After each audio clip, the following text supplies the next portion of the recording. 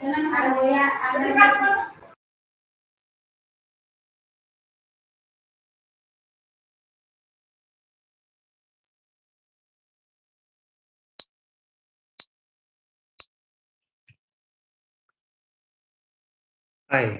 welcome to part 3 of Deep Neural Networks, which is the second session of Machine Learning Summer School by Amazon India. I am Faizan, your tutor in this session, and I'll be walking you through what are recurrent neural networks and why we use them. So in this session, we will cover all the details about recurrent neural networks, like what is a vanilla RNN, recurrent neural network, what is its structure, and how is it trained. We'll also see some of the challenges facing these type of networks and how are such challenges alleviated from these networks using something called as LSTM and something called as transformers. Finally, at the end of this session, we will go through a exercise video, which will be a small lab, and we'll see some code examples in that. In the first session on multi-layer perceptrons, we actually talked about something called priors or inductive biases. So in here, what I mean by inductive biases is that what kind of structure is our model encoding in the network itself, which takes some advantage of the data. For example, you can see that in case of convolutional neural networks, the nearby pixels have more say in what the convolution will output than pixels which are farther away. So in a similar way, what kind of biases are taken into account in our model so that it can do well on a given task? For example, in case of recurrent neural networks, we assume that any data that came just before the current time step or any data that comes right after the current time step is more important for making a decision at this point in time. Or you can also say that another inductive bias is that we use word as a complete token or as a token in NLP, but we don't use characters very frequently. We don't use alphabets or characters very frequently, but we rather take the whole word, and that word forms the unit. Like one pixel, a word forms one unit in NLP. So we discussed about how RNNs and CNNs have some kind of structure in their data, and these exploit this structure. So what kind of structure does RNN exploit, or what kind of data do we feed into RNNs?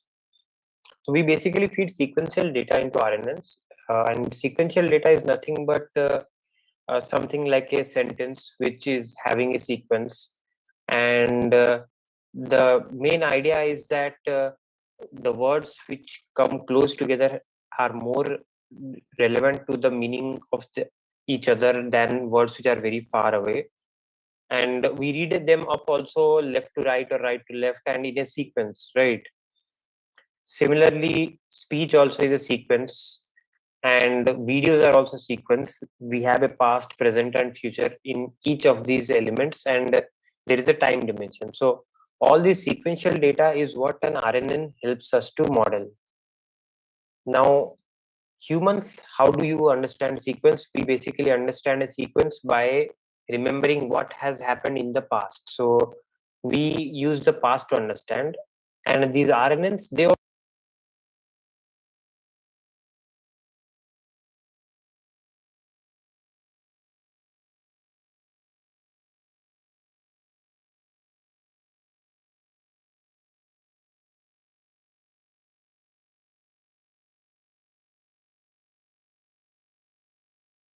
of the applications of RNN before we go deep into why an RNN is required. So some of the applications of RNN are speech recognition. Basically, whenever you call to the Alexa device and ask it a question, that gets transcribed into text through an RNN, and then again the response is sent back to you. Similarly, machine translation, wherein Google Translate or Amazon also translating one page which is written in English to a different language. All those are machine translation also depends on RNN. So there are a lot of applications of RNN. Question answering is also an application, like if you have a question, then an automated RNN can read the question and then answer it based on the product details. So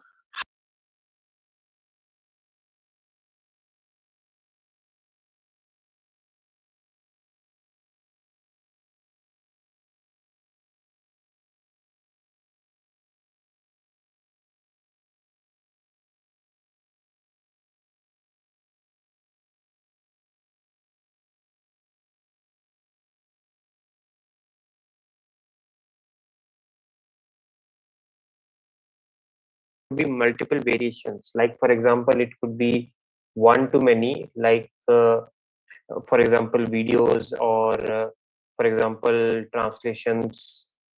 It could be many to one, like sentiment analysis. It could also be many to many, and it could also be many to many in a little different form, which is direct generation. So let's talk about one application like many to one. Sentiment analysis, which takes in a sequence of words and then tries to make some sense of what the overall sentence is like. Is it expressing happiness, sadness, or is it expressing some dissatisfaction in the product that has been sent out to the customer in the review? All that comes under the sentiment analysis, wherein we are looking for just one output, which is the sentiment of the sentence. Movie reviews and IMDb reviews also would come into the same place, and they also have been classified into positive or negative. Similarly, there can be one to many also, like for example, if you have an image and that image needs to have a caption and you are using a RNN to generate caption from an image. Then for example, this image here, you would want a caption which says black and white dog jumps over the bar. This is a pretty appropriate caption, and it would basically use an RNN inside which takes the image and then generates the caption. Similarly, there could be applications wherein it is many to many. For example, machine translation is a direct example of that, wherein it takes a sequence in one language and then outputs it in different language. Similarly, there could be another application of many to many, which is a little different from the previous one. Here, what happens is that you have a frame coming in, which is, let's say, a game of football, and you have the ball here and some players chasing the ball. You may want to annotate where the ball is and who is chasing after it. So that kind of processing would basically also be a many to many processing, but it will be done frame by frame. So you don't wait till the end result and do it. Like in this case here, you don't wait for the end result and do it. You do it directly right after that frame itself. But you also keep some historical context for helping in detecting the ball. For example, here the ball is pretty blurry. A previous frame could help us determine that this ball was kicked by this guy. So let's look at how the RNN actually works and what the RNN exactly does internally. So RNN is usually nothing but a equation which combines three weight parameters, and we had discussed how these weights are multiplied with inputs to give some result in the multilayer perceptron section. Here I want to basically kind of give you one important idea about RNN and about any deep learning model, for example, right? So what happens is PyTorch or any framework like TensorFlow, these frameworks can compute the backward gradients if you are able to write the forward propagation, right? So if you can write the forward logic, then they can compute the backward gradients, and using those backward gradients, back propagation, you can then train the whole network. So the chain rule and the back propagation all is taken care of by the framework itself. What you have to do is you have to know and understand the forward propagation and modify the forward propagation accordingly for your problem statement. For example, in one of the problems like many-to-many application of RNN, right? Like the one we saw here. In case of this many-to-many application, you will have to write a forward propagation appropriately, which takes in all these words sequentially and then is able to generate the result in a different language. But once you have written the forward propagation, the backward propagation can train this network appropriately. So let's take a look at how the forward propagation of RNN looks like. So don't worry about this equation. We will cover how this comes into being. Just notice that there are three weight matrices here, this one, and then these biases. So the RNN receives an input, and at any time this xt input, then it gives an output which is y here, which is ht at any point of time t. And in case of CNN, that is all you do. But in case of RNN, you have an input xt, you give the output yt, but there is also a feedback loop. Now let's look at how that feedback loop actually works. So here you can see that you get the input xt, you do something with it, and you give the output yt. And there's a feedback loop. Now let's look at how the feedback loop works. So we basically unroll the whole RNN throughout the time, and then we look at the forward propagation. So at time t equal to 1, it will basically take the input multiplied by weight matrix. Then it will generate the hidden representation. The H is for hidden representation at time equal to 1. And then again use another weight matrix to generate output, another weight matrix to generate the next hidden state for H2 for time equal to 2. So basically you can see that the operation is such that the RNN uses three weight matrices, takes the input, generates an output, and also generates the hidden state for the next step at the next time step, right? And then again in that next time step, again the input comes, hidden state is used, output is generated, and a new hidden state is created. So this process goes on, and that's how the RNN forward propagation works.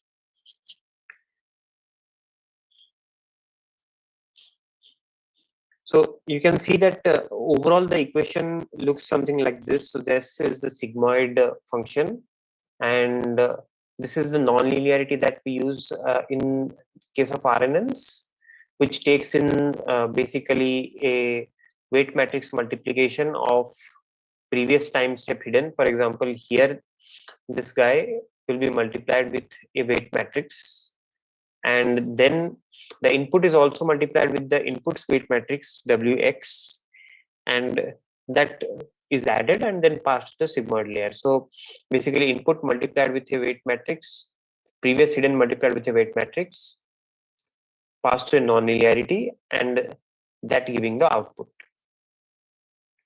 right? And this keeps happening continuously. So overall, if you unroll the RNN, this last time step will be something like a deep chain of these inputs and previous hidden states being multiplied together.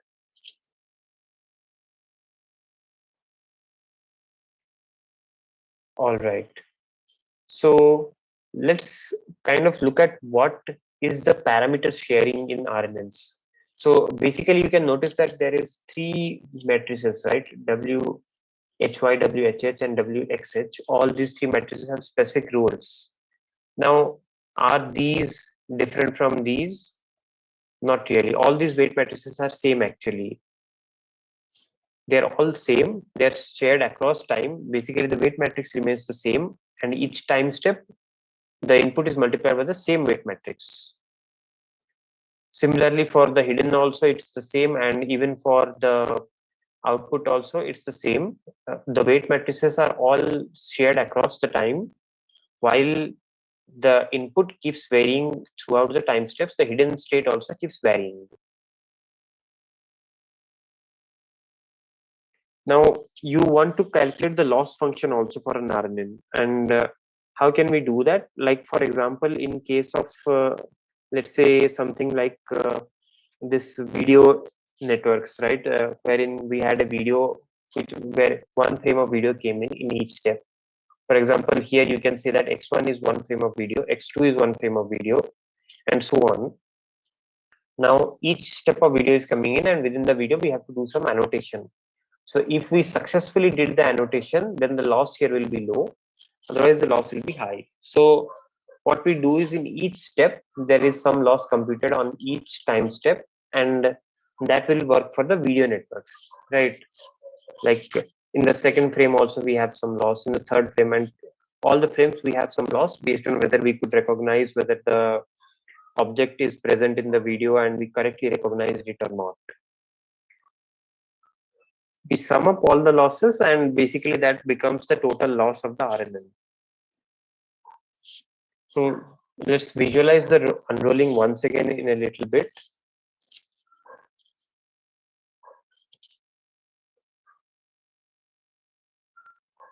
As you can see, this keeps repeating continuously over each time step, right? So the RNN itself remains the same, only the hidden state and the data changes. It keeps remaining the same, but the data and the hidden state changes and goes to the next step. Similarly, once again, another representation. The words are basically changing, the input words. The hidden state also changes, but the RNN remains same and is just reused at each time step, and the RNN is composed essentially of 3 weight matrices.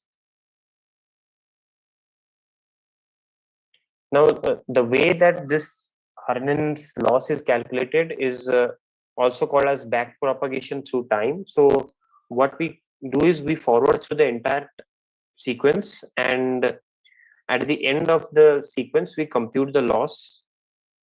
That loss we discussed earlier, wherein it could be frame by frame loss, or it could also be that at the end of the sequence you will have just one loss coming from here in case of sentiment analysis, and then that loss is back propagated through each of these nodes. Basically the weights are shared, but back propagation will enable us to compute at each time point what was the contribution to the error, and then that will be used for upgrading the weights. So we will take a small example here, like for example, how do you predict the next word if or the next letter, for example here, next character in a word, and how can you do that? So for example, our training data will be this word hello, and we will do a one-hot encoding basically to denote which letter is incoming, and these letters here this way will be represented as one-hot encoded. Next, this one-hot encoding. Now, the reason for one-hot encoding is we cannot feed anything other than numbers to the neural network. It is essentially doing matrix multiplications, and as such, feeding letters is not possible. So we have one-hot encoded them. Next, what we do is we will train the RNN to predict the next character. So it takes in this. It multiplies the first character with the weight xwx, which is the weight to be multiplied with the input. It produces a hidden state, and next with that hidden state it also produces an output by multiplying the hidden state with the hy why matrix, and that produces our output. The output is then and we get the next character. Now this next character will be fed along with the hidden state into the network again, right? So this E is fed through here into the network along with the hidden state, which WHH takes care of, and the hidden state here multiplied by WHH comes here. Then that is used again in the same form as before, and that predicts the next letter, something like this. And finally, the loss is basically whether I predicted each of these letters correctly, and that's the loss function here. So how do we basically test this? So for testing, what we do is we basically start with something like first letter, one letter, and then we try to get the next letter, right? So whatever the next letter is, we do a softmax or a just normalize it by doing a softmax normalization distribution. We get the next letter, and then we feed the next letter into the RNN again, along with the hidden state from here. So we keep doing that. We keep feeding the next letter that is generated in the previous time step continuously into the RNN, and that helps us generate the overall text. So one thing, this thing is basically called as autoregressive generation. So autoregressive basically means that you are taking the previous time step and generating the next, and you are taking the previous time step result and generating, using it as input to the next time step for generating again. All right, so RNNs suffer from something called as forgetfulness or long-term information problem. So what basically happens is, if you notice that the RNNs keep taking the input at each time step and adding it to their hidden step, hidden state, and every time step, what would happen is that the input which came pretty far back will keep getting smaller and smaller representation in the hidden state. So for example, what here, which is represented by the color black, becomes pretty small as you keep going ahead, right? And that is one of the problems wherein the RNN will completely forget what the sequence, the initial part was. Like here, there is a sentence, right? These movies were directed by very famous directors, and a lot of money was spent over many years. As a result, they are very impressive. Now, what does this they refer to? They could refer to these movies, or they could refer to famous directors. Now, since we have a good long-term memory, so what we are able to determine is that they refers to these movies here. But an RNN may make the mistake that it refers to famous directors simply because it is forgetful and it forgets this older context. So we have some new kind of networks which are basically called as long short-term memory networks, and these networks enable us to make sure that the forgetfulness problem is minimized.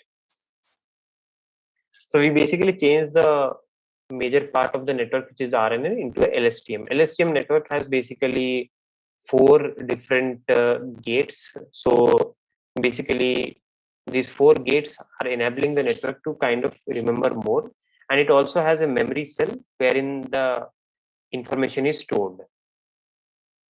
So the 4 gates of the network, there is an input gate which takes in the input, and its responsibility is to basically modify the input in a way to be used within the network. There is a forget gate which is responsible for determining what information to keep and what information to remove from the memory cell. There's an output gate which finally takes all these things and makes an output. And then there is the memory cell, which is basically storing the context from the past. Now, I want to get into something else, which is called as bidirectional RNNs or bidirectional LSTMs. So before we go into the bidirectionality, let me just elaborate a little bit on LSTM. So LSTM networks basically come with a lot more parameters than RNNs, and as such, while they are able to remember context long term, but they also are more expensive to train. And as such, if let's say the context that you care about is just a few time steps back, like let's say if your sentences are just 16 words or 32 words, then an RNN will be sufficient. While if you have really, really long sentences, like let's say 256 words or 512 words in a whole essay, then in that case, RNNs will have forgetfulness problem, and it is better to use LSTMs. Now, another thing to note is that LSTMs, RNNs, both are directly available in PyTorch, and you don't have to hard code these equations yourself, but rather the framework again helps you do it by default. So, okay, now let's get back to bidirectional RNNs. Now, what are these bidirectional RNNs? Bidirectional RNNs are basically based on the fact that not only the past is important for understanding, but also the future is important for understanding. So in that sense, what the bidirectional RNN does is that it does a forward pass in time, and then it reverses the sequence. Basically, it completely inverts the sequence and then does a pass which is reversed in time. And then the forward and backward reverse directions together are summed up, and that gives the output. So this way, what happens is that at any point in time, you will not only look at the past, but you will also look at the future context and use that in your network. So where can this be useful basically, right? Like in case you are using a network which has to make predictions in the next time.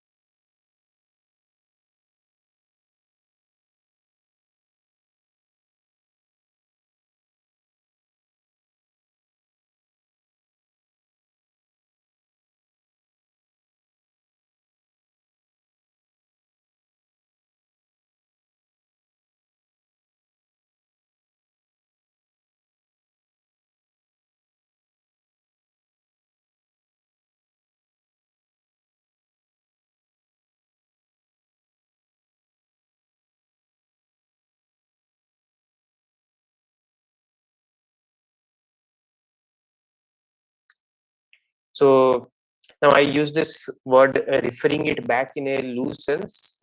It is not exactly equal to that, but it's kind of analogous to that. And there is something else which we will go into, which is very, very similar to being able to refer to the past directly instead of taking a long tour to the past. So that thing is basically the word that we use for that is attention, and I will elaborate on why attention is needed in this example.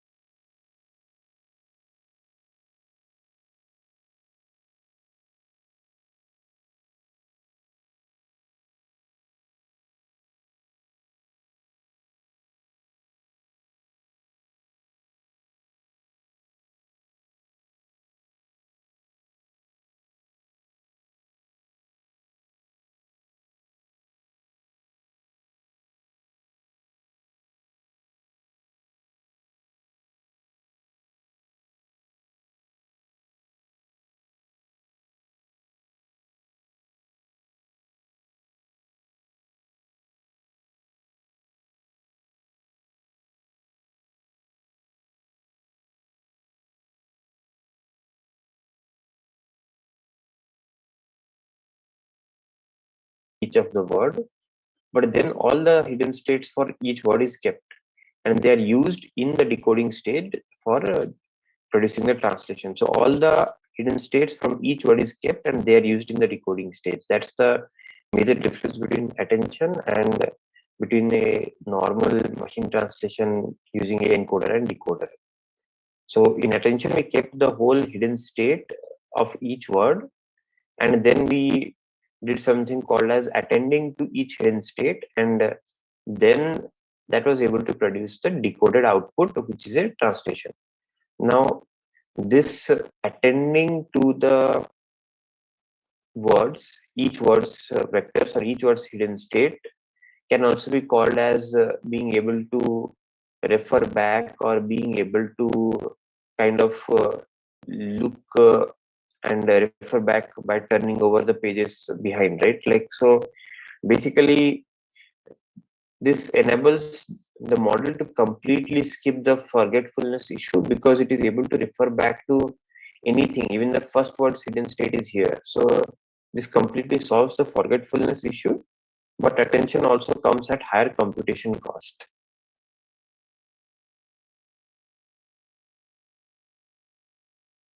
So what happens in attention is that you basically compute a attention matrix like this. Like when we were doing a decoding, what we used to do is that whenever one word will come, we will compute how much this word, this output word, is dependent on each of the input hidden states. Similarly, for example, here both am and a both are dependent on this word in the input, right? So this hidden state influences both these outputs. So while giving out these outputs, we compute at each stage how much this word will depend on the words that are in the input.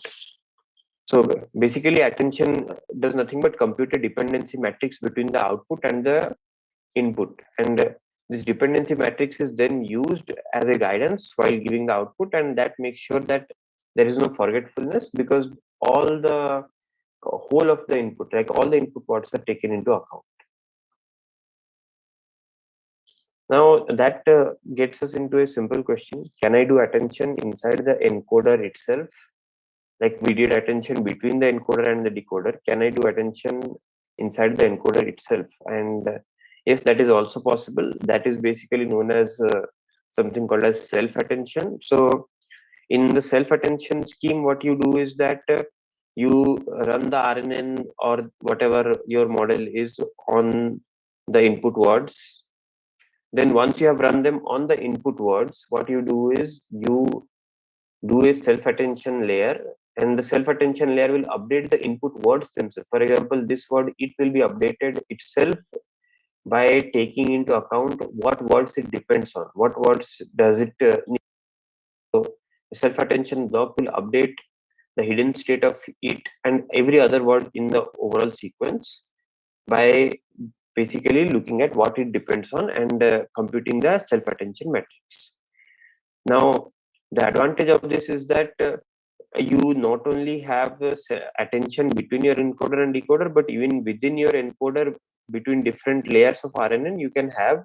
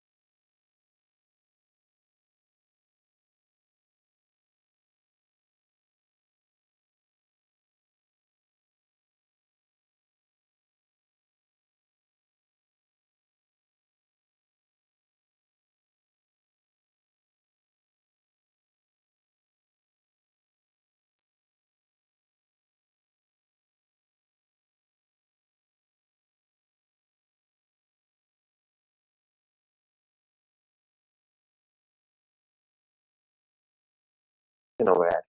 So without position encoding, self attention will not work. It will basically treat all the words in a sentence as a bag of words rather than a sequence of words.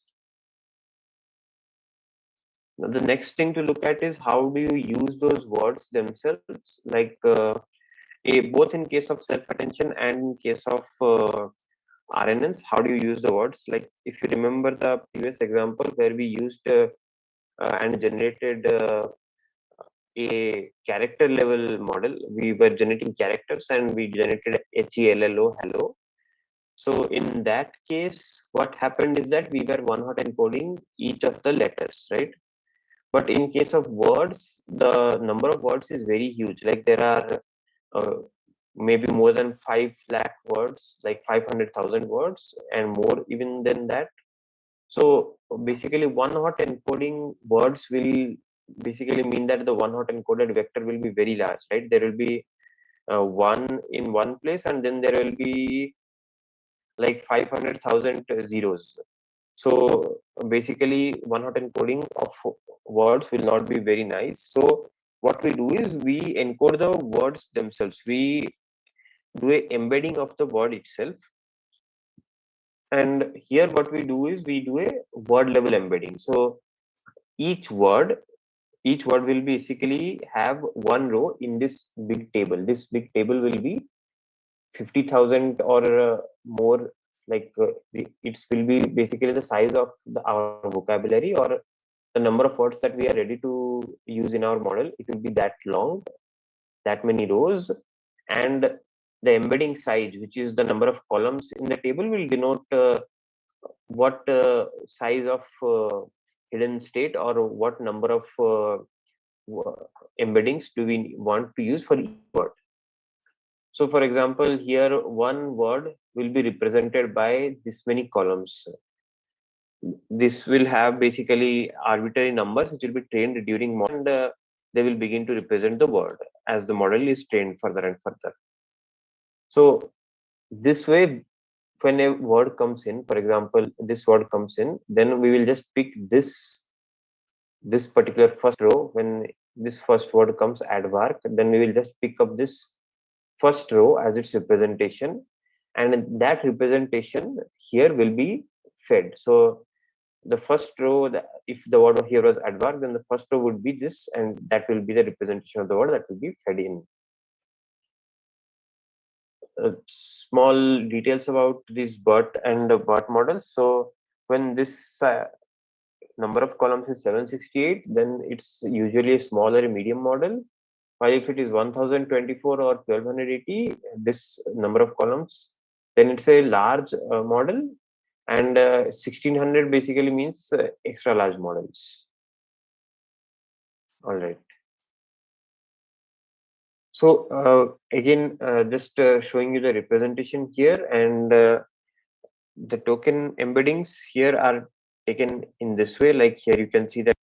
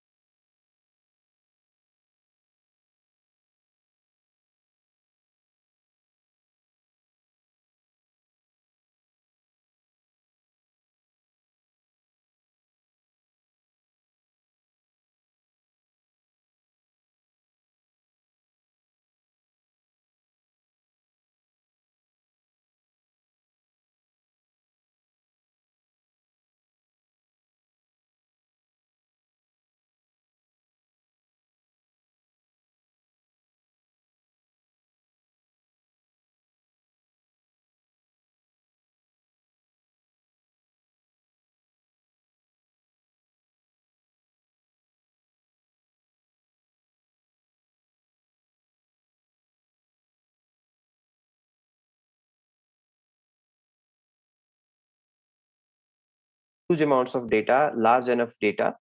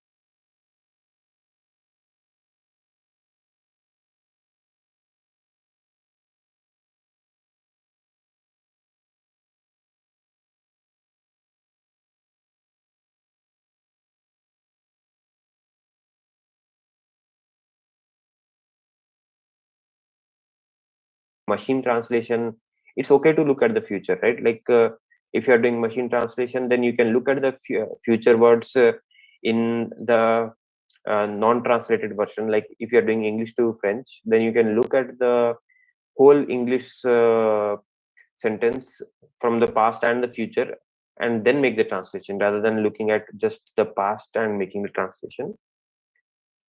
Then we looked at transformers and transfer learning. Transformers and transfer learning are the direction that machine learning is going these days in NLP basically, and in sequence modeling also a lot. So attention basically enables you to skip the problem of keeping memory and remembering, because it essentially keeps the hidden state of all the tokens. Since you keep the hidden state of all the tokens in attention, you don't have to worry about forgetting. And it's kind of like looking back and referring to something and then improving your idea about what the overall thing is. So attention basically refers back to each previous word and then improves the representations gradually. Then we looked at transfer learning with pre-trained models. Pre-trained models like BERT basically are already trained on huge amount of text corpora like Wikipedia, and we then transfer them to our own problems like small problems and sentiment analysis like problems, and they help us get a good performance. Next, we will look at a problem statement and see how we can solve it using transfer learning. As always, any questions you can ask in the Q&A after this session. All right, let's get into the lab session. So we will basically look at the recurrent neural network and compare it with transformers and how pre-training and transfer learning can help us. So we are going to work on this Jupyter notebook, and you can upload this notebook directly into Google Colab, or you can also use your own laptop or system. And if you have Jupyter installed, all the libraries needed are put here itself. And we are going to work on the GLUE dataset. Specifically, we are working on the Microsoft Research Paraphrase corpus dataset of GLUE, which is basically a dataset composed of sentence pairs, and it checks whether the sentence pairs are semantically equivalent. Basically, do they mean same or not? So before we get into it, I want to show some of the things here, important things. So one of the things is this device parameter. So if you have a GPU device, then this will automatically pick up the GPU device. Otherwise, it will pick up your CPU. So if you do it like this, then you can always just simply use this device parameter, and your code will be portable between CPU and GPU. It's very good for testing on your laptop and then deploying to a GPU device or to or running it on a bigger cluster of GPUs. All right, so let's look at how the Microsoft Research Paraphrase corpus looks like. So you have this here, you just run this cell, just click on shift enter and it will run the cell. So Microsoft Research Paraphrase Corpus MRPC is basically composed of 3600 train, 400 validation and 1725 test cases. Today we are going to work with train and validation. Since the test set requires us to submit to a leaderboard, we will leave that for later. So let's check how the classes are distributed. So this has only two classes. Either they don't match or they do match. So 0 or 1. So we see that the class plot here shows us that more examples are of the matching type. Let's look at one particular example here.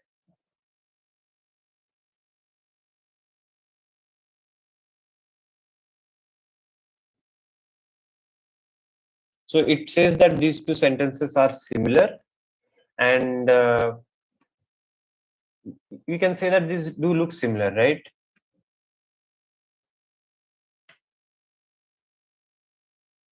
So, and there will be some which are not similar. So let's check that. Yeah. See the difference here. See, there's a major difference here, which is the valuation difference, which basically makes the major difference. And here, this is also a difference. So because of this, these two sentences are not semantically equivalent and the label is 0. So let's see how it actually does the overall thing. How do we make the model? So you take a tokenizer first. These tokenizers basically separate into separate words. A whole sentence is tokenized into separate words. So for example, here this separates this first sentence into basically tokens. This G denotes a word inside a sentence, and sentences and the beginning of sentence is basically defined by words without this letter start. You can see it has separated all the words separately. After tokenization, so tokenization is this part. You can also tokenize and then make a numeric representation of the token. So that is being done here. So you get for each word a number basically. We will use these numbers to feed into our model basically, because words cannot be fed directly. Then we have some helper functions. This is for weight initialization. And then we have our model definition. So this is one of the important parts. We define two types of model for testing here. One is the RNN model. This is the RNN model here. The RNN model is nothing but a bidirectional RNN, and we'll specify some hidden sides. And the nonlinearity used here is ReLU, and then we also have a pre-trained model. This is the Roberta model, which is a transformer similar to BERT, and this is pre-trained on Wikipedia and other large-scale corpuses. All right, and then we do a forward pass in each step for training the model. So one of the specific things I want you to look at is this NN.module. You can subclass the NN.module thing and then make your model, and you will define a forward method in it. So that forward method basically takes care of how can one example be taken in with some labels and then loss be calculated. As you see at the end of the forward method, I return the loss and the predictions. All right, and you can also see that I am using this device parameter regularly, wherein I am pushing whatever inputs are coming into the device. Again, similarly, we have defined our evaluation function and our training function. The evaluation function basically checks for accuracy, and the training function is similar to before, and you can see that here in these steps the training happens. In these few steps the training happens, and one of the important points to note is that once we have defined the forward propagation, the backward propagation is taken care of by the framework itself. In fact, you can notice here that once I define the forward propagation in a particular way, the backward propagation gets taken care of by the framework itself. and then we train the framework. So we basically process the data set by concatenating both the sentences together, and then we feed the labels. So both the sentences concatenated together, separated by a separator, like here the first sentence is here, and then the second sentence is here. They're separated by a separator. This /s is the separator, and then we feed that with the label to the network. So let's look at how the network behaves. So first I try a RNN.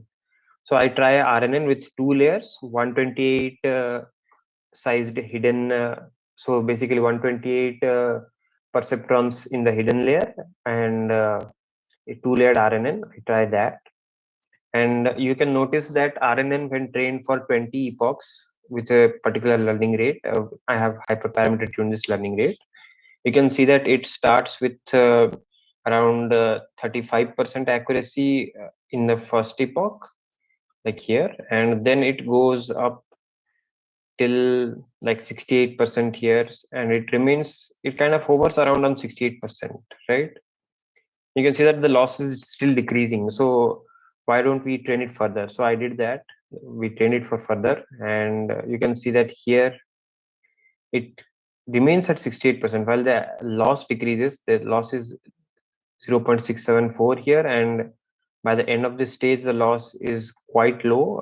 It is 0.64 instead of 672. So loss has decreased, but the accuracy did not increase. I decided to train it even further, and for 20 more epochs, and what I see is that the accuracy still remains the same. The loss also stagnates finally.